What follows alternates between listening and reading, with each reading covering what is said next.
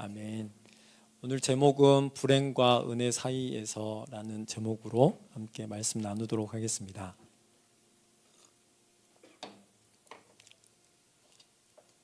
제목을 정하려고 하고 너무 어려워서 제가 여러분들과 나누고 싶은, 우리 다음 세대들과 나누고 싶은 제목으로 했는데 밸런스 게임 한번 하고 가보도록 하겠습니다. 여러분들은 노력과 재능 중에 신이 노력하는 열심 있는 노력을 끝까지 노력할 수 있는 노력과 타고난 재능 둘 중에 선택하라 그러면 어떤 것을 선택하시겠습니까? 우리 다음 세대들, 자, 나는 재능이다. 오, 재능 많습니다. 네. 나는 노력이다. 노력 몇 명 안 되네요. 네. 재능이 이겼습니다. 네, 다음번 가보도록 하겠습니다. 나는 너무나도 과정이 중요해. 다 과정, 결과보다는 과정이야. 아니야, 과정은 별로 안 중요하고 결과만 좋으면 끝이야. 야, 결과가 최고지. 자, 나는 과정이다. 오, 네, 되게 많습니다. 네, 좋습니다. 자, 결과가 중요하다. 결과. 결과. 네, 의도가 있는 밸런스 게임입니다. 자, 다음. 나는 해야 할 일을 먼저 하고 싶어. 아니야, 하고 싶은 일을 먼저 하고 싶어.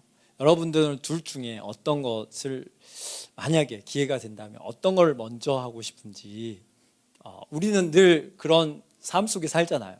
학생은 공부와 게임 중에 어떤 걸 먼저 할 건지 엄마하고 맨날 싸우잖아요. 그런 것처럼 올바른 거 말고 자기가 행하는 것 중에, 자, 한번 해보겠습니다. 해야 할 일을 먼저 한다. 나는 네, 꽤 됩니다. 네. 자, 여기 다 J인가요? MBTI J들이 좀 그런 경향인데, 하고 싶은 일을 먼저 한다. 네, 조금 P인가요? 그러면 네, 한번 해봤습니다. 이거는 이영표가 이야기하더라고요. 저기 조그만 글씨로 보이나요? 혹시? 여기 엄청 조그맣게 제가 연하게 해놨습니다. 만약 해야 할 일을 먼저 하면 3년 뒤에 반드시 보상이 따른대요. 네, 이영표의 말로. 그런데 하고 싶은 일을 먼저 하잖아요. 무조건 나중에는 해야 할 일을 무조건 해야 된대요. 그냥 하고 싶은 일을 마음껏 했으니까 나중에는 계속 해야 될 일만 한다는 거예요. 빨간색으로 막 바로 하고 있습니다. 한 가지 더, 여기까지 하면 너무 심심할 것 같아서 한 가지 더 준비했어요. 만약에 이 네 가지 중에 한 가지씩을 빼는데 망치를 뺄 거냐 나무를 뺄 거냐 둘 중에 하나만 빼야 돼요. 요 네 가지 중에. 그래서 세 개의 묶음이 되는 거죠. 이렇게 한 개, 이렇게 한 개. 자, 나무를 뺄 거냐 망치를 뺄 거냐 한번 해보도록 하겠습니다. 되게 중요해요. 오늘 설교하고 연관되어 있는 거 다 알겠죠? 엄청 고민해요. 이거 할 때 목사님이. 자, 나는 망치를 빼겠다. 네. 자, 다음. 나는 나무를 빼겠다. 자, 나무. 네. 이거는 어떤 거냐면 심리학자 김경일 교수가 이렇게 표현합니다. 이렇게 생각하는 사람은 이 나무와 이렇게 연결된 거를 전혀 생각하지 않고 도구만을 생각했을 때 이렇게 집합이 되고요. 만약에 이렇게 망치를 빼고 생각한 사람은 목수에 혹시 관심이 있거나 이 나무에 관련돼서 이렇게 작업을 하고 싶은 관련된 일을 생각하는 개념이 있다라는 거예요. 그래서 나무를 생각하는 사람은 관심 있게 계속 뭔가를 쫓는 개념. 그래서 나무에 관심이 있는 사람이 이렇게 선택한다라고 해요. 근데 이 망치와 연결된 사람은 그냥 도구. 이건 도구니까, 나무는 나무니까 이렇게 연관된다고 해요. 오늘 이 이야기를 하는 것은 우리가 예수님을 생각할 때, 성경 말씀을 생각할 때 관심이 있어야지 이렇게 생각할 수 있어요. 관심이 있어야지만. 근데 관심이 없으면 어떻게? 그냥 도구로 그냥 생각할 수밖에 없다라고 말하는 것 같아서 되게 그렇구나. 그럼 관심 있는 사람은 관심 있게 계속해서 어떻게 관심 있는지, 우리가 생각할 때 이 나무는, 이 도구를 생각했던 사람은 이 나무는 있으나 마나네, 이 도구가 더 중요하지라고, 도구끼리 이렇게 모아놔야지라고 생각할 수 있지만 원래 이 나무 작업을 하기 위해서 도끼와 톱이 필요하다는 거예요. 그래서 오늘 이 말씀을 통해서 우리가 하나님께 말씀에 관심 있는 사람들은 집중하고 더 잘 알게 될 거고, 관심이 없으면 뭐 관심 없으니까 그냥 그렇게 치부하고 그거는 주님을 이렇게 그렇다는 거지라고 생각할 수 있다라는 거예요. 그런 의미에서 이걸 준비했는데요. 오늘 말씀은 아비암에 대한 이야기예요. 그 아비암은 오늘 말씀 본문 전 14장 마지막 부분에 르호보암이 죽어서 조상들과 함께 예루살렘에 묻혔습니다. 암몬 여자인 나아마의 아들 르호보암이 죽자 그의 아들 아비암이 그 뒤를 이어 왕이 되었습니다라고 쉬운 번역에 이야기하고 있어요. 그래서 아비암을 왜 이야기할까? 정말 짧게 나와 있어요. 아비암은 한 3년 정도 유다를 다스렸는데 그 3년도 안 된 그 나라를 다스렸는데 왜 이걸 선택했을까? 이 아비암을 통해서 우리가 무엇을 보고 또 느끼고 또 살펴봐야 될까라는 생각이 좀 들었는데, 먼저 아비암은 르호보암 가족이에요. 아버지가 르호보암이잖아요. 그래서 다윗, 솔로몬, 르호보암 이렇게 이어지는데, 르호보암이 마아가, 암몬 여자인 마아가와 결혼해서 아비야를 낳죠. 그래서 이렇게 족보가 되어져요. 우리 다음 세대들 열심히 큐티하고 많이 큐티하고 있으니까 너무 쉽죠. 이런 거는 이렇게 되어지는데, 다음 솔로몬 왕이 되게 중요해요. 여기서 다윗은 너무나도 기준이 돼서 늘 다윗과 같지 않았다라는 기준을 하는데, 이 솔로몬이 어떻게 했냐면 이게 11장 1절에 이렇게 쉬운 번역으로 이렇게 나와 있어요. 솔로몬은 다른 여러 나라 여자들을 좋아했습니다. 솔로몬은 파라오의 딸, 이집트의 딸을 좋아했을 뿐만 아니라 모압 여자, 암몬 여자, 에돔 여자, 시돈 여자, 헷 여자도 좋아했습니다라고 성경에 기록되어 있어요.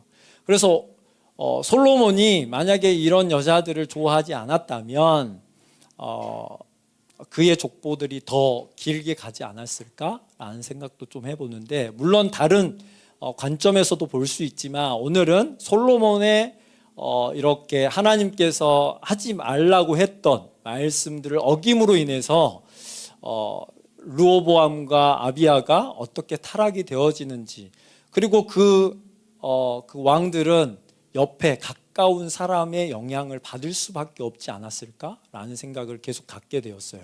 그 중에서도 어머니 이름이 계속 나와요. 어머니 이름이.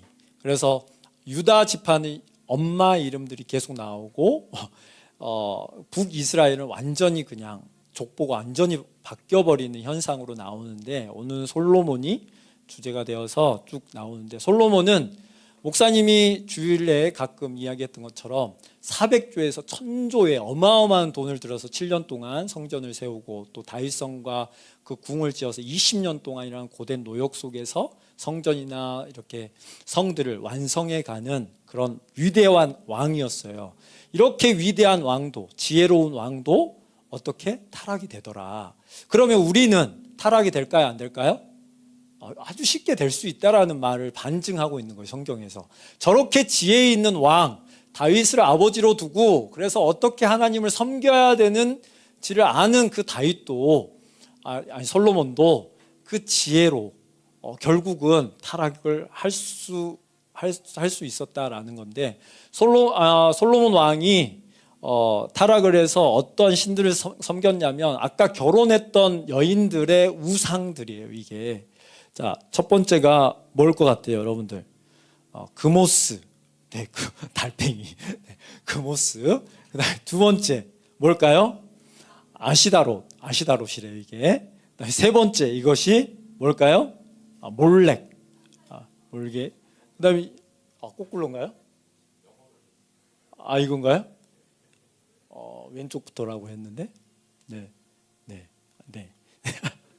밀곰. 이게 밀곰이네요. 네. 이게 곰처럼 안 생기고 이게 곰처럼 생겨가지고 제가 왼쪽부터라고 했는데, 이렇게라고 합니다. 이게 그러면 그모스. 이게 아시다롯, 그 다음에 이게 몰렉, 네, 이거 밀곰, 네, 이렇게 된다고 합니다. 그 다음에 섬겼던 게 바알과 아스타롯을 섬겼다라고 해요. 가나안 땅에 있는 그 우상들을 모두 다 섬긴 거죠. 그냥 헷 족속이 가나안 땅에 있는 족속이었는데 그것까지 다 섬기게 된 거죠.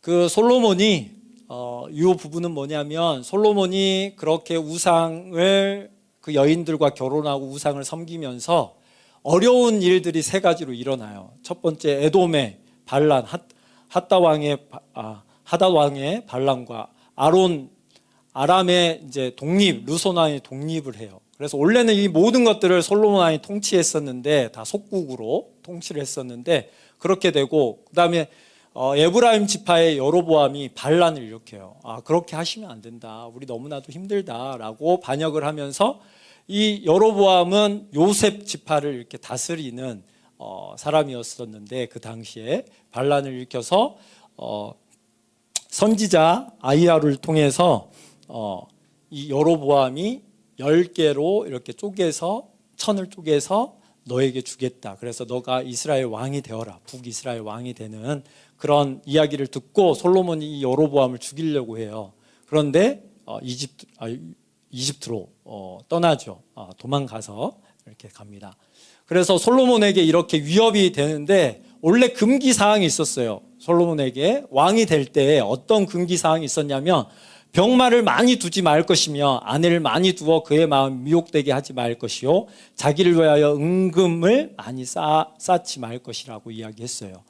이 세 가지를 지켜야 되는데 지키지 않았다라는 거죠. 특히나 두 번째, 아내를 많이 두어 몇 명? 1000명을 두어서 너무나도 많은 신들이 이미 들어와 있던 거죠. 그리고 솔로몬이 너무나도 이렇게 지혜롭게 잘 다스렸을 때는 모든 것들을 통치하고 하나가 되었는데 통치를 못하고 우상을 섬기게 되니까 분열이 일어나는 현상으로 나타난 것으로 보입니다. 자, 우리 다음 세대들. 자, 그래서 이 두 곳으로 솔로몬이 죽고 그래서 르호보암이 남유다를 왕이 되고 자, 그다음 북이스라엘 여로보암이 왕이 되죠. 오늘은 여로보암 말하지 않겠어요. 이게 이제 14장에 있는 르호보암이 솔로몬을 따라서 그의 아버지를 따라서 범죄한 이야기를 쓴 내용인데요. 자, 백성은 높은 언덕의 푸른 나무 아래에 산당과 우상과 아세라 신상을 만들어 세웠다라고 이야기를 해요. 그래서 아버지가 그렇게 우상을 섬기니까 아들도 그게 자연스럽게 그냥 섬기게 되었던 거죠. 그래서 부모가 되게 중요해요. 부모에게 영향을 많이 받고 환경도 되게 영향을 많이 미치죠. 그래서 우리 다음 세대들도 계속 환경 탓하잖아요. 그게 이유가 있는 거죠, 실제로. 그래서 우리도 어떻게 보면 엄마 아니었으면 여러분들이 여기 와 있을 것 같아요. 엄마 아빠 없으면 지금 막 핸드폰 주워졌지. 지금 금요일 날 재밌는 거 하지. 내일 토요일 쉴 수 있지. 그러면 뭐 할 것 같아요? 열심히 놀겠죠. 이곳에 오지 않고 또 주일도 마찬가지고. 그래서 누구의 아들, 누구 밑에 있느냐, 누구 옆에 있느냐 엄청 중요합니다. 우리 다음 세대들. 자, 그래서 아비암은 그의 아버지가 지은 모든 죄를 그대로 따라 했습니다. 아비암은 그의 조상인 다윗과 달리 그의 하나님 여호와께 충성하지 않았다라고 써져 있어요. 그의 아버지 모든 죄를 그대로 따라 했으면 어떻게 해야 돼요? 벌을 받아야 되잖아요. 벌을 받아서 아니면 그 북이스라엘처럼 아예 폐위를 시켜야 되는데 이 아비암은 폐위가 되지 않아요. 그리고 성경에서 말할 때 생명을 낳는 것이 이어지는 거거든요. 이어지는 거. 우리 다음 세대들 아브라함이 이삭을 낳고 이삭이 또 이렇게 계속 나아가잖아요. 그것들이 계속 이어지는 거예요. 이어지는 거. 물론 범죄하였지만 이어진다라는 것은 생명이 계속 흐르고 있다라는 말이에요. 그렇다면 아비암은 범죄하였으나 왜 이 다윗 이야기를 이렇게 이야기하느냐? 다윗이 어떠한 것들을 했느냐라고 성경에서 설명을 해줘요. 4절 5절에서 설명을 해주는데 다윗을 위하여 예루살렘을 지켜주셨습니다. 누구 때문에? 다윗 때문에. 또 원래는 다윗이 아니었으면 르호보암이든 아비암이든 다 없어져야 되는데 오로지 다윗 때문에 그 왕들을 세워주셨다는 거예요. 그리고 이어가게 해주셨다는 거예요. 예루살렘에서 왕위를 이어가게 해주셨다는 거예요. 그래서 다윗은 언제나 하나님 보시기에 옳은 일을 했는데 오직 딱 한 가지. 어떤 거? 햇사람 우리아의 일 외에는 그의 평생에 여호와의 명령을 어긴 적이 없습니다. 이 부분은 절대 용납이 안 되는 일로 성경이 기록하고 있는 것 같아요. 목사님 생각할 때는. 그런데 하나님께서 이 일을 행했음으로도 말미암아 우리아의 일은 마땅히 벌을 받고 왕이 폐위가 되고 완전히 멸절되어야 되지만 하나님께서 용납해 주셨어요. 봐주셨다라는 거예요. 어떠한 죄 딱 하나라고 꽂으면 다윗에게는 이 죄가 정말로 어려운 죄, 용납받기 어려운 죄인데 이것들을 받았기 때문에 아비암도 넘어갈 수 있는데 그러면 우리는 어떻게 봐야 될까라는 생각이 좀 들었어요. 다윗이 이 범죄를 하기 전에 성전을 세우고 그 모든 전쟁에서 이기고 그 블레셋도 이기고 그 다음에 언약궤도 가져오고 나단에게 신탁도 받고 막 이런 여러 가지 일들이 엄청 좋은 일들이 많이 일어나요. 그리고 말 안 듣는 어떠한 무리들을 다 이렇게 처벌하고 그런데 그렇게 평화로운 가운데 하나님께서 이렇게 평안하게 모든 일을 이루어 주셨는데 어느 날 밤에 다윗이 잠을 자죠. 대낮에 잠을 자가지고 밤에 잠깐 일어나요. 그리고 왕궁에서 이렇게 산책을 하는데 그때 당시에는 이렇게 다윗성 위에 있었고 아래로 이렇게 내려다 보게 되어 있는데 아마 높은 지위일수록 위에 집이 있었던 것 같아요. 그 당시에. 그래서 위에서 내려다 보니까 한 여자가 뭐 하고 있어? 목욕하고 있었는데 그게 우리아의 아내 밧세바였어요. 너무나도 잘 아는 이야기잖아요. 근데 이 일이 어떻게 진행이 되냐면 너무나도 우리가 다 알다시피 우리아를 불러요. 그래서 어떻게 잔치를 열어줘요. 막 고생했다. 막 전쟁에서 얼마나 힘드니. 그러고 막 술이 취하도록 했는데 그가 집에 안 가고 어떻게 그냥 밖에서 잔 거예요. 왜 잤어? 아는 사람? 나의 이렇게 부하들, 동료들은 밖에서 전쟁을 하고 있는데 내가 어떻게 편안하게 집에서 잘 수 있느냐. 그리고 자기도 밖에 잔 거예요. 엄청난 충성심을 보여주고 있는 이 우리아에게 다윗이 다시 술을 먹이고 행하지 않으니까 어떻게? 요압에게 편지를 써서 보내죠. 그래서 어떻게? 전쟁에 나가서 우리아를 제일 선봉에 세우고 싸우는 척하다가 어떻게? 살짝 뒤로 빠져라. 그냥 그렇게만 써요. 그래서 요압이 그렇게 했다고 그리고 우리아가 죽었다고 소식을 보내죠. 그리고 나서 밧세바와 결혼을 하죠. 그 다음에 누가 나타나요? 나단이 나타나요. 나단이 나타나서 다윗에게 바로 이야기하면 죽을 것 같았던 것 같아요. 그래서 비유로 잠깐 예로 말을 해요. 양 100마리 가진 사람이 있었는데 어떤 사람이 찾아와서 손님이 왔는데 그 사람한테 양고기를 해줘야 되는데 자기 양 100마리가 너무 아까워서 한 마리 있는 자기 자식처럼 돌보는 그 한 마리를 그 100마리 있던 사람이 그거를 잡아서 그 손님을 대접했습니다. 이 사람을 어떻게 해야 돼요? 그 사람 당장 죽이라고 막 이렇게 이제 다윗이 막 화내면서 이야기하거든요. 그 사람이 누구라고? 당신입니다. 라고 이 지적을 하죠. 그랬더니 다윗이 그 이야기를 듣고 어떻게 해요? 침상에서 펑펑 울어요. 근데 하나님께서 그렇게 회개만 하게 한 게 아니라 어떻게? 그의 아들도 죽게 하셔요. 그의 아들. 밧세바를 범한 그래서 임신이 된 그 밧세바의 아이를 죽게 하는 것. 근데 그 죽기 전에 어떻게 했어요? 다윗이 금식하면서 기도했잖아요.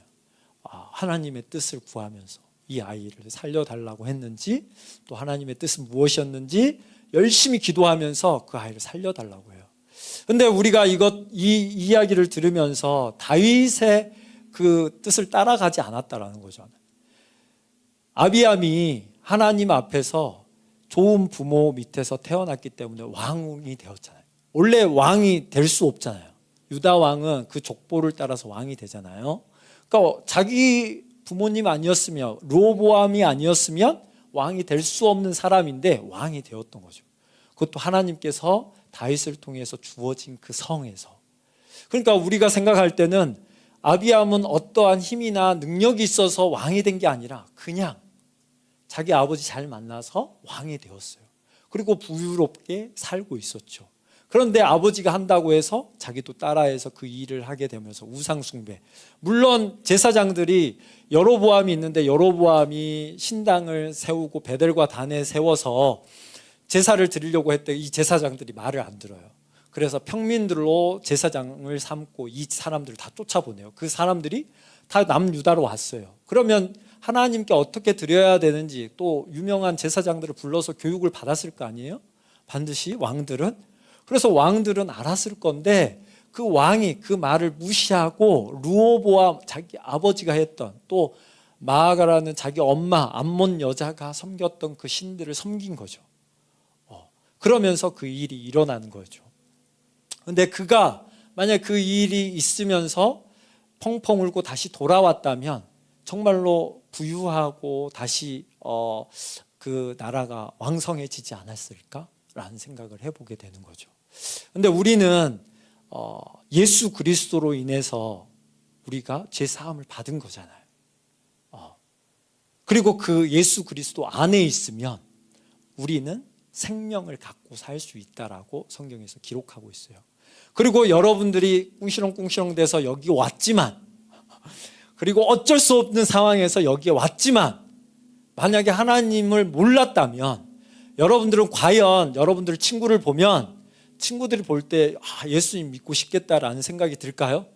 그랬으면 여러분들 친구들이 당장에 따라왔겠죠. 주일날 야 나도 예수님 믿자. 너를 보니까 하나님 믿고 싶어. 야 하나님 뭐 어떤 분이야? 우리의 삶을 본다면 그랬겠죠. 근데 여러분들이 볼 때 여러분들도 가끔씩 생각나잖아요. 재밌는 프로 또 애들 놀러 간다고 하고 이야기 들으면 내 귀가 어떻게 거기에 또 예배 시간에 그런 생각에 빠져서 어떻게 예배에 집중하지 않고 그런 생각으로 가잖아요. 근데 우리 부모님을 잘 믿어 만나서 우리 부모님으로부터 예수님을 만날 수 있는 곳, 복음을 들 수 있는 이곳에 와서 들을 수 있는 복을 허락받은 거예요. 아비암도 돌이킬 수 있는 충분한 시간과 상황이 되었음에도 불구하고 그가 뭘 선택해? 하고 싶은 걸 선택해. 해야 되는 걸 선택하는 게 아니야. 이스라엘 왕은 이렇게 살아야 돼 라고 제사장이나 선지자들이 알려준 대로 사는 게 아니라 해야 될 일을 하는 게 아니라 하고 싶은 거. 우상을 섬겼더니 너무 좋더라. 편하더라. 그것을 성경 신약에서 뭐라고 하냐면 세상 것을 따라간다라고 이야기하거든요. 세상은 우리에게 쾌락과 재미를 줘요. 하나님도 즐거움을 줘요. 행복함을. 근데 하나님을 맛보지 못하면 뭘로 예를 들까요? 책의 재미를 못 본 친구들은 책을 보고 싶어요? 안 보고 싶어요? 안 보고 싶어요. 공부의 재미를 진짜로 맛본 친구들은 공부를 하고 싶어요? 안 하고 싶어요? 안 하고 싶어요. 물론 공부는 어려운 것이지만 공부가 재미있고 즐겁다라는 것을 아는 친구들만 공부가 즐겁고 재미있는 거예요. 하나님 믿는 것도 좀 비슷한 것 같아요. 아까 부류했잖아요. 부류 이렇게. 진짜로 내가 알고 싶고 더 알아가고 싶고 더 궁금해야지 찾고 또 알아보고 싶고 물어볼 수 있는데 궁금하지 않아. 알고 싶지 않아. 그러니까 나하고 남으로 살아. 그래 놓고 나중에 어떻게 후회한다라고 성경은 이야기하는 거죠. 그래서 7절에 보니까 아비암이 다스리는 동안에 아비암과 여로보암 사이에 전쟁이 항상 있었다라는 거예요. 우상을 섬기고 세상을 따라가는 모든 것들은 전쟁할 수밖에 없다고 성경은 기록하고 있다고 목사님은 믿어요. 왜? 에너지가 한계가 있기 때문에 어떠한 에너지를 세상에 어떠한 에너지를 쌓아도 그게 만족이 안 돼요. 누구만이 우리를 만족할 수 있다? 하나님만이 우리를 만족할 수 있어서 나의 것을 나누어 줄 수 있는. 예를 들면 솔로몬의 지혜가 누구 거다? 하나님 거니까 그 지혜로 모든 사람들을 설득시키고 평화롭게 할 수 있는 능력이 되었다. 예수 그리스도 안에서만 평안이 있고 평강이 있고 화평이 주어진다라는 거죠. 그래서 성경에서 샬롬 평안하냐라는 거죠. 어떠한 상황에서도 평안하냐. 우리 다음 세대 친구들 내일이 시험이고 어제까지 시험을 봤던 소율이도 시험에서 자유할 수 있어요. 시험이 행복의 전부는 아니니까. 우리에게는 하나님이 우리에게 전부니까. 우리가 진짜로 맛봐야 되는 것은 하나님 안에서라는 거예요. 그래서 아비암은 죽어 예루살렘에 묻혔다라고 이야기하는 것이 우리의 삶 같다라는 생각이 들었어요. 우리도 예루살렘에 묻혀야 되잖아요. 우리 다음 세대 여러분, 대학생이 되면 열심히 중고등학교 때 교회를 나왔지만 하나님을 모르는 친구들은 어떻게? 세상으로 떠나가 버렸어요. 그래서 약 3% 미만의 친구들이 남아있다라고 그래요. 이 숫자는 성교지 숫자예요. 성교지에서만 볼 수 있는 숫자가 2%에서 뭐 이런 거예요. 그래서 우리 한국에 이제는 다른 나라에서 선교하러 들어올 수도 있어요. 물론 어른 세대들이 아직 남아있어서 그 2% 전체 합계는 2%가 3% 미만이 안 되지만 우리 청소년들은 2% 이하가 될 수 있는 상황으로 점점 가고 있다는 거예요. 그러면 어떻게 된다? 나중에 망한다라고, 여로보암처럼 그렇게 된다라고 생각이 좀 들었어요. 예수님께서 우리를 위해서 죽어주신 그 상황은 어떤 상황이었냐면 우리와 원수 되었을 때에 하나님께서 아들을 죽으셨다라고 그래요. 우리가 원수 되었을 때 하나님과 그때 하나님께서 우리에게 사랑을 보여주셨어요. 우리 다음 세대 친구들 부모님과 싸움은 그 다음에 사랑으로 엄마를 위해서 헌신하고 싶어요? 안 하고 싶어요? 안 하고 싶잖아요. 근데 예수님께서 그런 사랑으로 우리에게 다가와 주셨고 그 희생으로 우리가 구원을 받았다라는 것을 잊으면 안 돼요. 우리는 너무 쉽게 예수 그리스도의 죽으심을 이해하는 것 같아요. 목사님도 계속 이렇게 살다 보니까 너무 익숙해지는 것 때문에 정직하는 거, 되게 예민하게 사는 거 이런 게 되게 어려워지는 것 같아요. 그런데 내 몸속에서는, 내 마음속에서는 성령이 살아계셔서 계속 내 마음을 찔러요. 야, 더 정직하게 살아야지. 더 착하게 살아야지. 뭐 실제적인 예들을 알려주고 싶지만 그러면 실명이 나오니까 그런 이야기해 줄 수 없지만 그런 상황들, 뭘 살 때 더 정직하게, 더 바르게 살아야 된다라고 하나님께서 계속 나에게 이야기하는데 나는 그냥 이 정도는 되겠지라고 생각이 좀 드는 현상들이 내 안에 있더라고요. 근데 예수 그리스도의 복음이 나에게 들어오면 우리에게 뭐가 생겨야 되냐면 은혜가 있어야 된다라는 거예요. 은혜가. 예수 그리스도가 누구 때문에 돌아가셨어? 나의 죄 때문에 돌아가셨으니까 나의 죄의 크기만큼 하나님의 은혜가 크다면 나는 예수님을 바라보면 은혜가 돼야 되는데 나는 그 감사가 안 나오고 있다라고 하면 나는 예수님의 은혜를 잘 모르고 살고 있는 거죠. 그래서 우리 다음 세대들이 감사를 모른다. 부모님을 따라서 교회에 오는 은혜를 받았음에도 불구하고 하나님을 알 기회를 받았음에도 불구하고 그것이 은혜가 안 된다. 그럼 그 은혜를 잘 모르는 거죠. 그 은혜의 크기가 잘 와닿지 않는 거죠. 그리고 그 은혜가 현실감이 없는 거죠. 이영표 선수가 중학교 때 이렇게 열심히 해서 고등학교에 진학했대요. 그런데 자기는 진짜 잘하고 싶었대요. 그래서 자기가 결단한 게 있었대요. 뭘 했을까요? 아까 해야 될 일과 하고 싶은 일 중에 해야 될 일이 뭐라고 생각했냐면 줄넘기를 2단 뛰기를 1000개를 해야 되겠다라는 마음을 가졌대요. 그래서 자기가 처음 2단 뛰기를 이렇게 뛰었을 때 최대가 한 번 뛰는데 100개래요.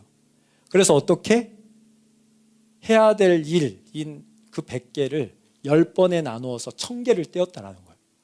그래서 자기가 1000번을 떼었대요. 그래서 자기가 고3이 되었을 때 몇 개를 했을까요? 한 번에 1000개를 뛸 수 있었대요.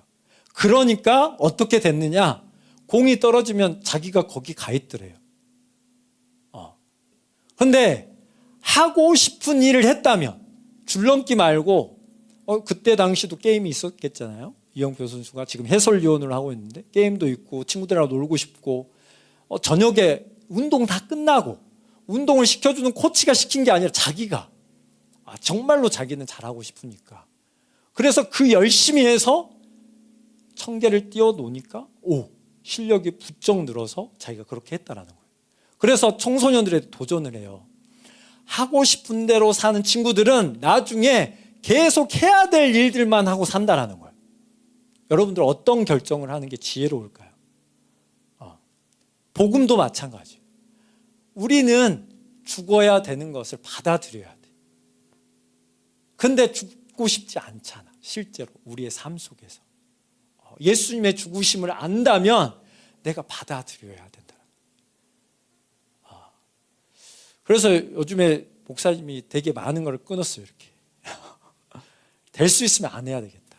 왜 그러냐면 시간이 좀 남으면 다른 걸 계속 하려고 하더라고요. 그래서 핸드폰을 보면 계속 뭔가를 계속 뭔가를 더 하고 싶은 욕구가 계속 일어나요. 그래서 한 만큼 그 다른 빈 자리가 생기면 다른 거를 하게 되는데 여러분들도 한번 생각해 봐요.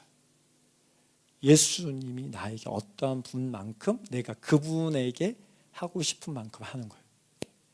여러분들은 예수님의 자녀라고 이야기하면서 예수님의 백성이라고 하면서 내가 예수님과 어떤 만큼 시간과 어떤 환경과 뭔가를 하고 있는지 그게 내가 예수님과 함께하는 시간이라는 거예요. 예수님은 우리에게 어떻게 다가오셨다? 생명을 다해 자기의 목숨으로 다가오셨다. 그런데 우리는 어떻게 나아가느냐? 그만큼 우리가 연합되면 그만큼을 받는 거예요. 그래서 이영표 그 해설위원이 예수님 믿잖아요. 그래서 막 교회에서도 강연도 하고 그러더라고요. 여러분들 꼭 한번 들어봐요. 청소년 여러분들. 그래서 되게 목사님 되게 이 말이 되게 강하더라고요.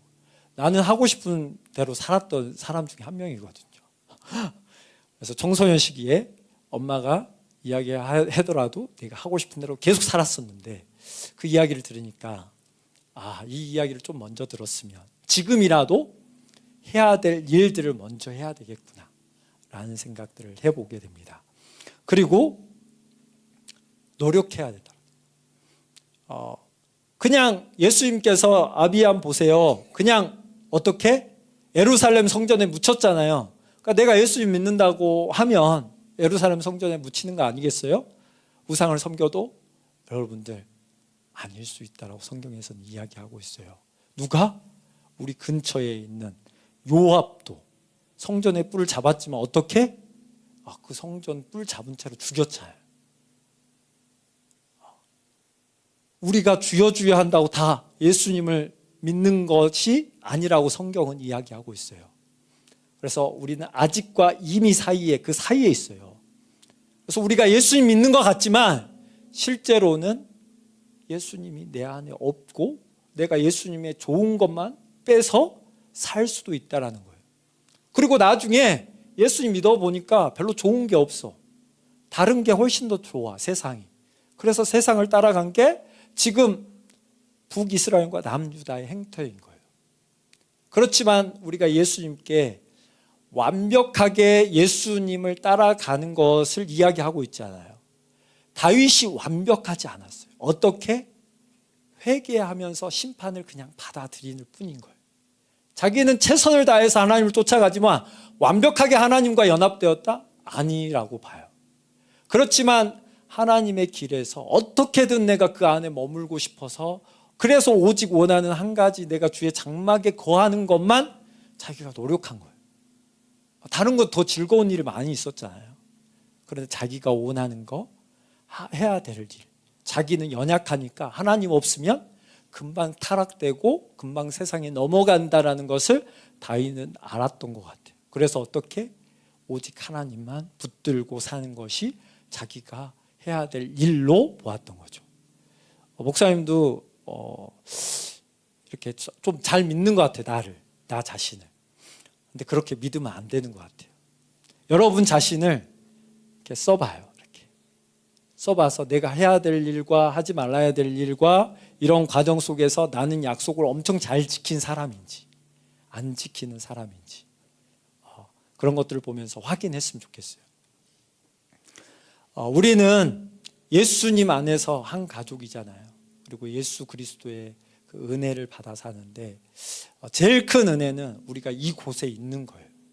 그래서 복음을 들을 수 있는 거, 그 예수님의 그 십자가를 알고 부활하심을 알았으니까 이제는 우리가 어떻게 예수님의 사랑 안에서 살아야 된다는 것을 믿고 믿는 사람만이 그 길을 따라가는 거예요. 행위가 아니다가 아니라 믿는 사람만 행위를 하는 거예요. 여러분들, 행위를 해야 된다, 너희들이 예수님 믿으려면 행위를 해야 된다는 게 아니라 믿으니까 행위가 따라와야 돼요.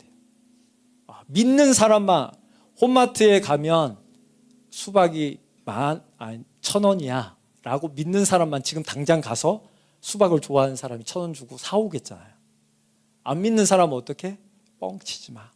아유, 그냥 한 소리겠지. 나 훈련시키려고? 이렇게 하겠죠. 근데 진짜로 하나님을 믿는 사람은, 예수님을 믿는 자만이 예수님이 말한 그 말을 믿고 따라간다라는 것을 잊지 않았으면 좋겠어요. 그래서 여러분들이 실수하는 것 중에 예수를 믿으면 다 안 해도 된다? 그런 건 없어요. 열심히 따라가요. 최선을 다해서 하나님을 따라가요. 어떻게? 믿음 만큼 따라가는 거예요. 그 대신 우리가 누구를 알아야 되냐? 예수님을 알아야 된다는 것을 잊지 않았으면 좋겠어요. 예수님 우리를 어떻게 사랑해 주셨다? 자기의 생명으로 우리를 사랑해 주셨다는 것을 잊지 않았으면 좋겠어요. 오늘 이야기해 주고 싶은 거는 아비암이 다윗의 후손인 게 은혜에 달하는 거예요. 은혜. 그가 예루살렘 성전에 묻혔다는 게, 우리가 예수님 안에 있는 게 은혜임을 잊지 않았으면 좋겠어요. 자, 우리 찬양하면서 오늘 들었던 설교 속에서 같이 기도했으면 좋겠는데요.